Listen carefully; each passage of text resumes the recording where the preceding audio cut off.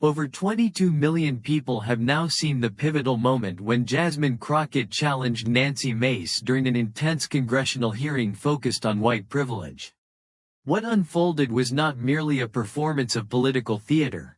It morphed into a deeply personal clash when Mace looked Jasmine directly in the eye and said, "You people are always causing trouble." The atmosphere in the room froze, the air thick with unspoken tension. But Crockett did not raise her voice.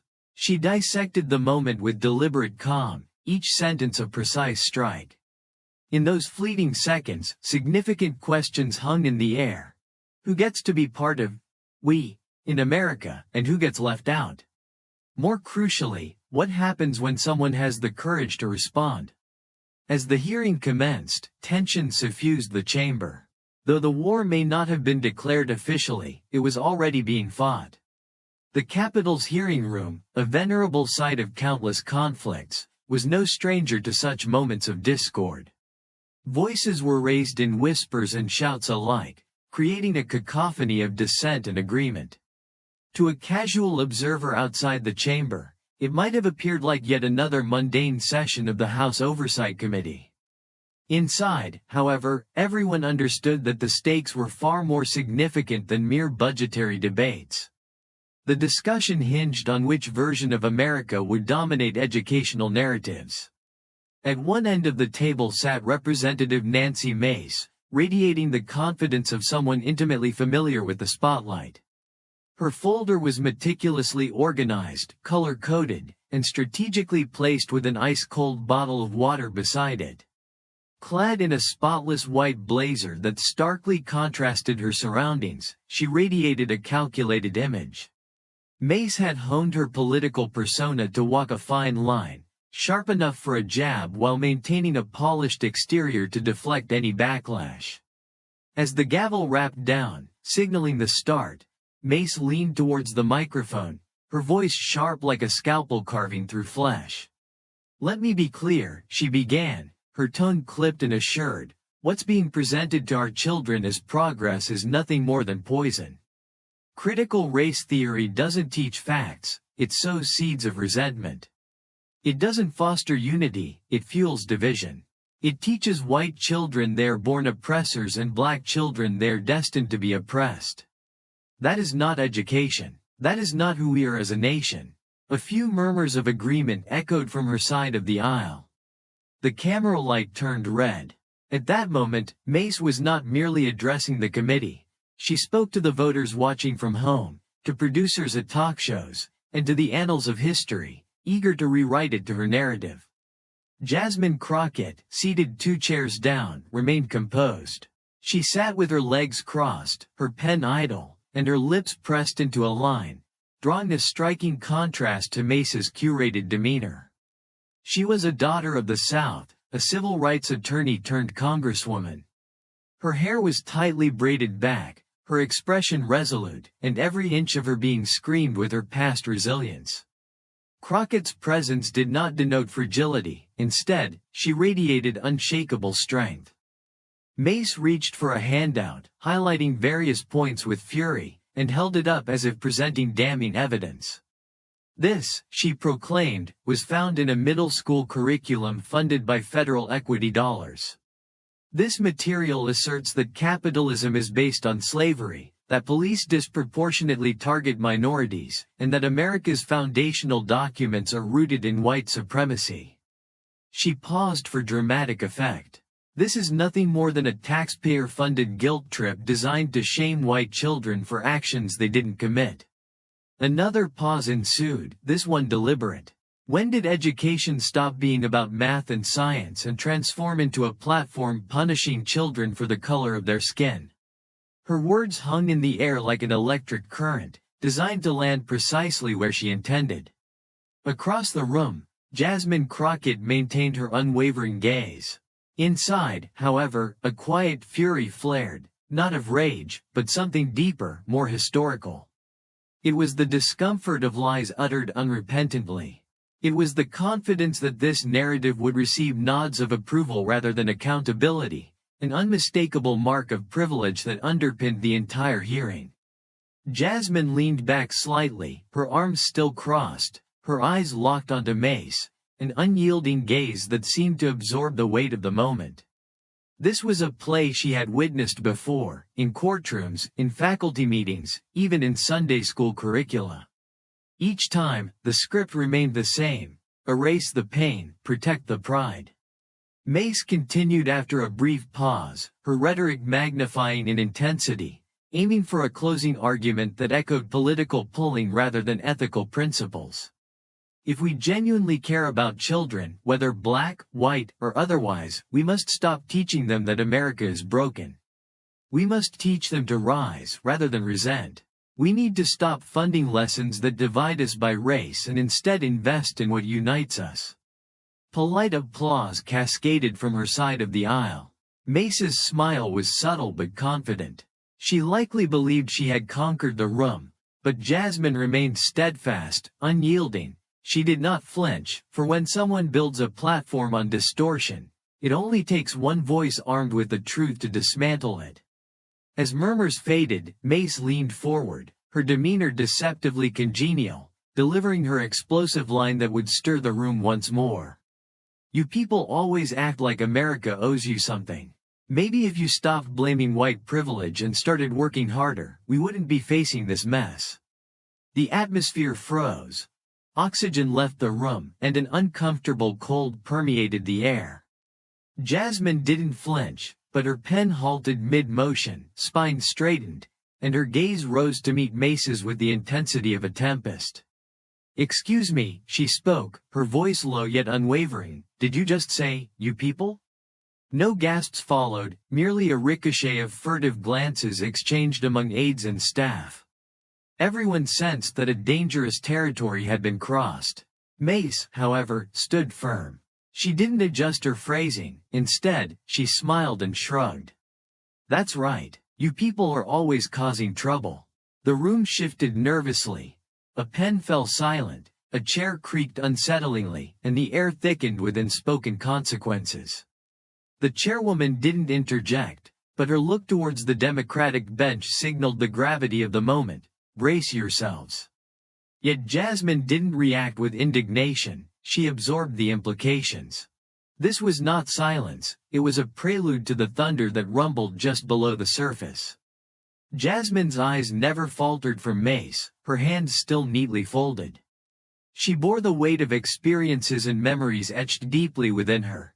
The fear of being followed through stores, hearing locks click as she walked past cars, being instructed to smile more frequently in professional spaces, and the shocked surprise of being told she was so articulate, as if to suggest her eloquence was incongruous with her identity.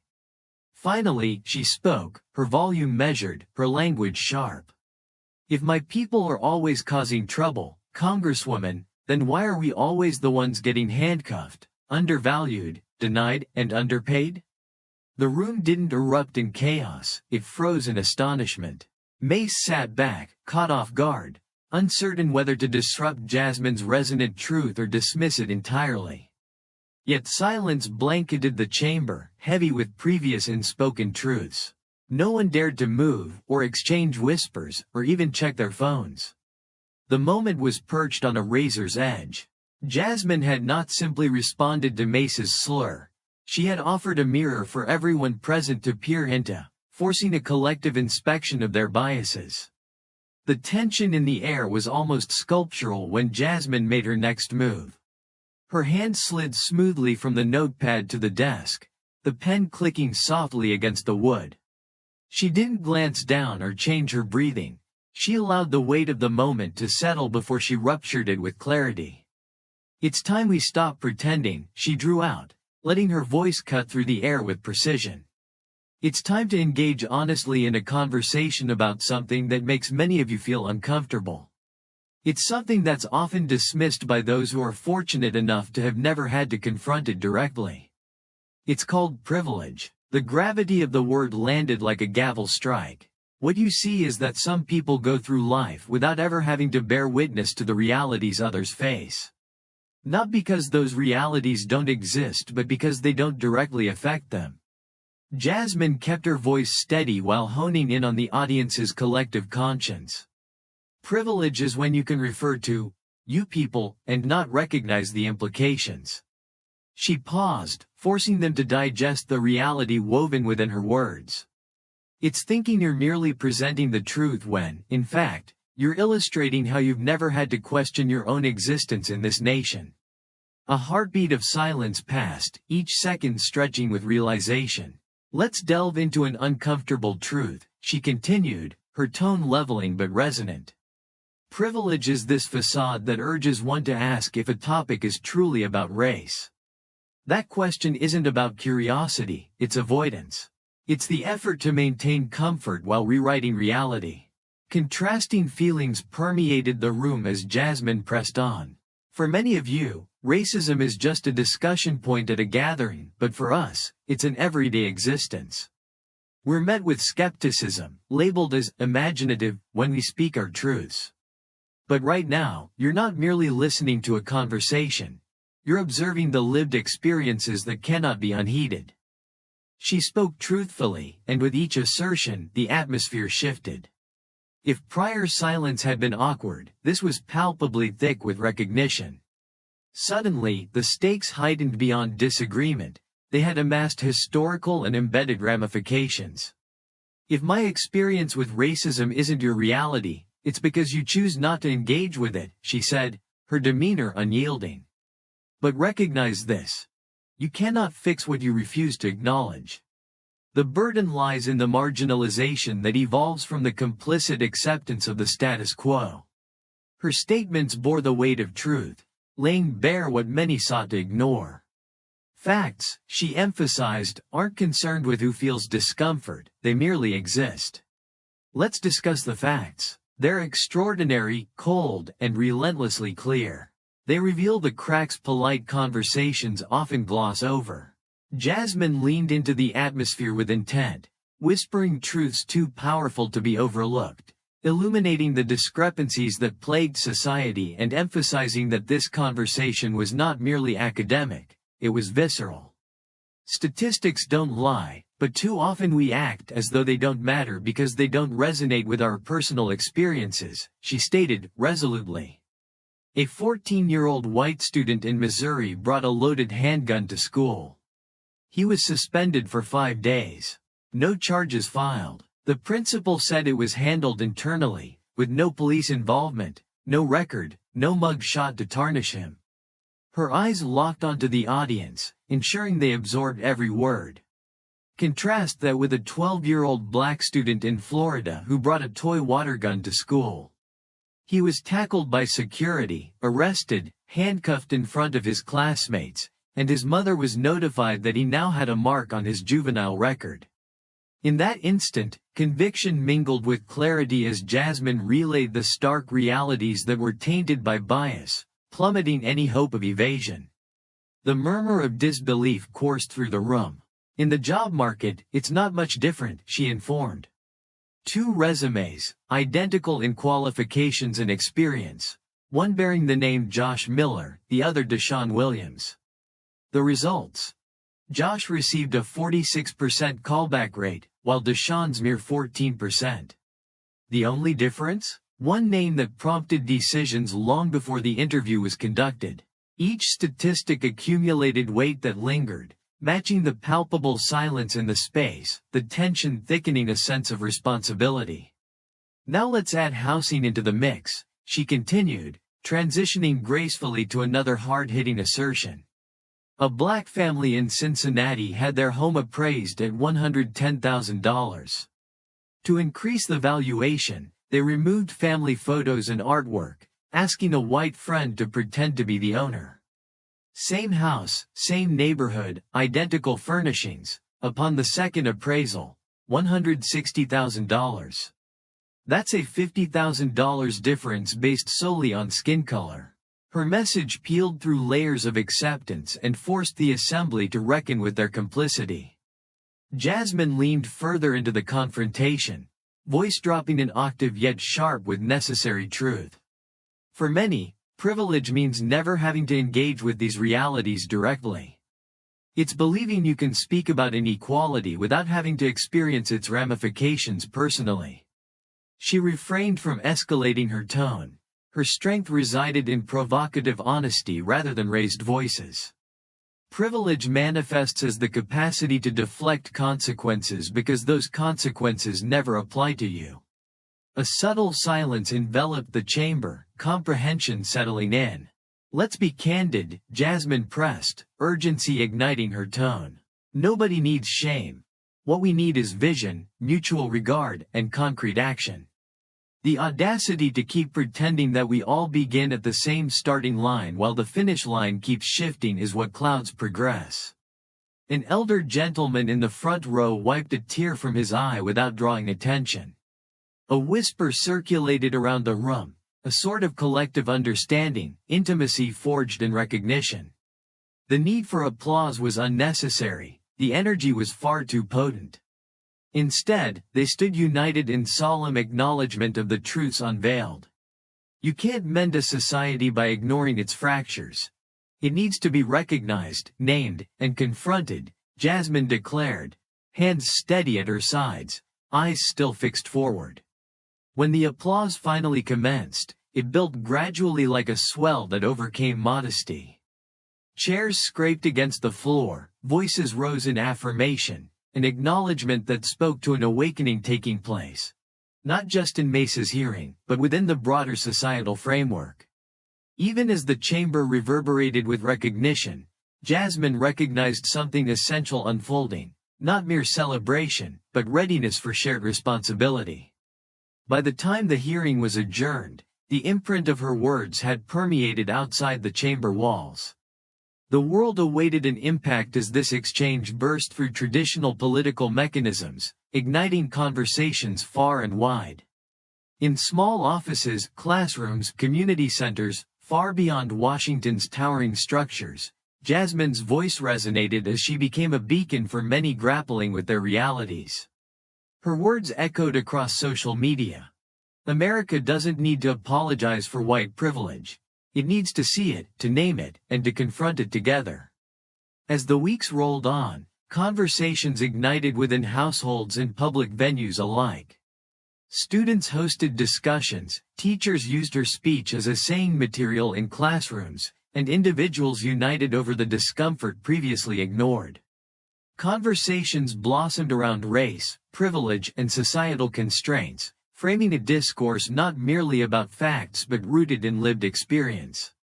Meanwhile, the political sphere transformed around her. Rather than merely facing backlash, Jasmine found allies emerging on both sides of the aisle. A police chief revisited his department's stop and frisk policies, inspired to enact reform in the wake of awareness regarding systemic disparities. Even in her office, the hum of new energy surged. Handwritten letters of gratitude flooded her inbox from constituents across the country. For every sniper targeting her credibility, there were individuals acknowledging that her voice had stirred dormant dialogues and fantastic readiness for change. From Texas to Maine, people leaned into disruption, seeking to voice suppressed convictions as Jasmine's legacy began to anchor deeper within the fabric of the nation. Jasmine Crockett's encounter with Nancy Mace had sparked not just a retort but a movement, a resilience somehow undeniable, engendered by truths previously relegated to whispering shadows. Echoing in the annals of political discourse, Jasmine had catalyzed a long-overdue evaluation of privilege and responsibility, challenging society to confront the uncomfortable spaces that persist between rhetoric and reality. As she walked through the halls of Congress, still arranging paperwork in her office, she reflected upon the price of her truth, knowing that the work hadn't concluded. It was just the beginning of a profound exploration of narratives woven into the very identity of America itself. In that world, now witnessing the bloom of clarity, what kind of people will we choose to become when we come face to face with the truth? Months passed since Jasmine Crockett's historic confrontation with Nancy Mace. The political landscape had morphed in ways unattainable before. Dialogues previously glossed over were now commandeering conversations in households across America. Schools adopted Jasmine's full remarks as curriculum, dissecting her singular message. Acknowledge the truths that often go unspoken and confront the powerful narratives that shape societal perspectives. As the sun dipped behind the Capitol one evening, Jasmine found herself reflecting on the profound effects of that day. Her office brimmed with letters from those who had been galvanized into action: educators, students, activists, and even those she previously thought would never engage. While the mainstream media had ebbed in its intensity, organic conversations were blossoming in championed corners of society, each rooted in her resolute stand against discomfort. In a tiny library in Virginia, high school students were discussing privilege openly, their queries unencumbered by the instruments of political narratives. "Did you hear what Representative Crockett said about privilege?" one student asked, inquisitively. Another, critical of the previous norms, countered, "Yeah, but why should it even matter if we all work hard? It feels like she wants to blame us for things we didn't do." Jasmine's name was frequently debated, assigned complex meaning by students sifting through their understanding of race, privilege, and identity. The homework assignments, lengthy reflections based on her testimony, created space for self-examination. The mere act of engagement itself echoed the sentiment she had sought to foster. Her voice was no longer only hers, it had woven into the tapestry of their collective consciousness. In cities like Kansas City, a police chief was catalyzing reform, working collaboratively with community leaders to bridge the disconnection between law enforcement and the people they were sworn to protect. Changing protocols representing the community's needs marked not just a policy shift, but an acknowledgement of the stark disparities that existed. For them, supporting Jasmine was no longer a choice, it had become a path toward tangible reconciliation. Meanwhile, across bustling sidewalks and dining room tables, the question loomed: what will we do with what we now understand? Town halls blossomed into platforms for community engagement, spurred by the lingering effects of Jasmine's testimony, where residents sought to elevate discussions on educational equity and policing practices. But for Jasmine, while the movement burgeoned, she understood the need for personal reflection amidst advocacy. After all the roaring applause, the swell of support, and the visibility that came with being a symbol, the fight to honor truth meant grappling with her vulnerabilities. Those hardships became her grounding, each letter she received reminding her of the weight carried by every victim of injustice. One afternoon, she sat in her D.C. office, reviewing data reports on school disciplinary actions. The disparities between white and minority students remained overwhelming, still resistant to change. Jasmine wanted to craft a bill focused on educational equity, bridging funding gaps and addressing systemic biases woven into educational institutions. Her team buzzed about the logistics of drafting robust legislation. What language would resonate? What allies could they engage? Fueled by purpose, she reiterated the words spoken before the committee. They became her rallying cry. "We can't fix it by ignoring it. We have to see it, name it, and refuse to look away."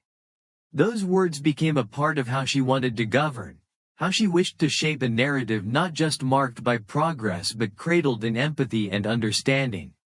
But change often meant facing resistance. As whispers of her proposed bill rose within the halls of Congress, pushback materialized quickly. Many feared that addressing such disparities could be misconstrued as an endorsement of blame, potentially recasting youth narratives as victimized rather than empowered, a misperception that felt hauntingly familiar. Navigating that delicate balance demanded unwavering courage. Jasmine addressed it head-on during press conferences, reminding all sides how the conversation must pivot from blame to recognition. Having a conversation about privilege does not undermine anyone's success, instead, it acknowledges our interlinked realities.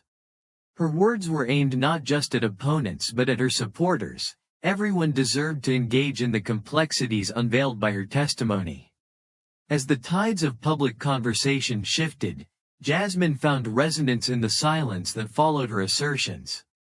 In those quiet moments, voices emerged, voices seeking to construct inclusive dialogues. Students held town halls and engaged in discussions about racial inequality. Parent groups invited her to speak, urging schools to implement curriculums that confronted systemic challenges. Her foundation began to grow, spiraling outward, gathering momentum, asserting values of honesty and collaboration. Outside Congress, youth became mobilizers. In Californian suburbs, teenagers organized privilege walks. Participants represented various facets of privilege standing on the same line, yet with contrasting markers detailing their experiences. The initiative sought to disrupt and expound upon narratives previously unacknowledged. Did you ever have to worry about getting pulled over just for driving? One student posed to another, placing the marker one step forward. I mean, no, the other answered, stepping back. The exercise illuminated stories, illuminating realities that resonated long after the events transpired. Jasmine, listening in and participating, was reminded that real change often brewed in the heart of soft conversations, the ones that pushed through layers of discomfort. Those interactions stripped away preconceived notions, allowing for dialogue that transcended mere statistics. She firmly believed that every conversation mattered, but with every bit of progress came heightened visibility and danger. She became acutely aware of the polarized responses emerging as well. Social media warriors emerged, tribal factions proliferated, her every word was dissected, reshaped, and manipulated. Critics lashed out, claiming she was an extremist, the architect of division in a unified society. Yet Jasmine found unique solace in her community, often retreating to East Dallas, where she found strength in the embrace of those who understood the fight intimately. There, locals gathered, sharing encouraging messages and affirmations. They celebrated victories, however small, and while they knew the struggle was far from over, they remained resolute in their belief that elevated voices, like Jasmine's, were paramount to the progress realized. Emboldened, Jasmine made her legislative presentation, detailing her proposal for educational equity. She summoned stories of young lives that could change given the right opportunities, echoing the voices of countless students who had penned heartfelt messages to her. With each word delivered, her resolve fortified, she would not rest until the system respected the narratives of all children. Resistance still cropped up. Mace, caught in a whirlpool of accountability, sought to retain her grip on political capital. She doubled down against Jasmine's endeavors to modify educational equity. In heated interviews, she reiterated her perspective, framing Jasmine's proposal as an attack on personal freedom, contending it threatened the notion of meritocracy. Amid these challenges, Jasmine reminded herself of the core truth: transformation is seldom without tribulation. As public debates circled, she found solace meeting activists amidst the fabric of grassroots movements, recalibrating her focus on long-term goals dedicated to equity. Months turned into years. The landscape of discussion transformed. As Jasmine stood on the steps of Congress, hearing the roar of protesters rally behind educational equity and justice, she felt the impactful force of shared humanity. The transformation driven by voices urging to see, to recognize, and to refuse to look away. Today is a reminder, Jasmine spoke fervently to an applauding crowd, that every moment, every action, and every voice counts. It is in our shared responsibility that we can cultivate an environment where every child, regardless of race or background, has the opportunity to reach their fullest potential. The surge of voices gathered strength as Jasmine continued to ignite hope, advocating for equity and justice. The movement was not just about one moment. It had become a shared legacy of countless individuals committed to elevating conversations around race, privilege, and opportunity. In the following weeks, Jasmine stood at the convergence of experience and aspiration, her heart buoyed by conversations that echoed across districts from coast to coast. In the hearts of many unafraid to embrace discomfort, she planted the seeds needed to cultivate societal equity. And as the curtain fell on each day, Jasmine spurred a dynamic legacy of courage, underscoring that the battle for justice often begins with embracing difficult truths, a lesson resonating through generations to come.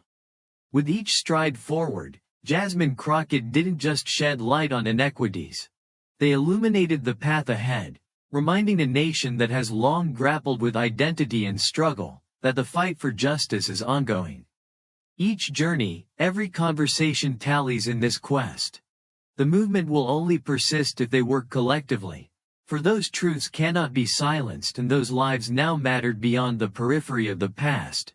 They had to resonate within the collective soul of every American. And in doing so, they cradled the lasting potential of healing a nation that may at times overlook and may often deny. Together, they aim for paths leading toward unity, equity, and justice for all. A journey rooted deeply in the voices that carry them forward.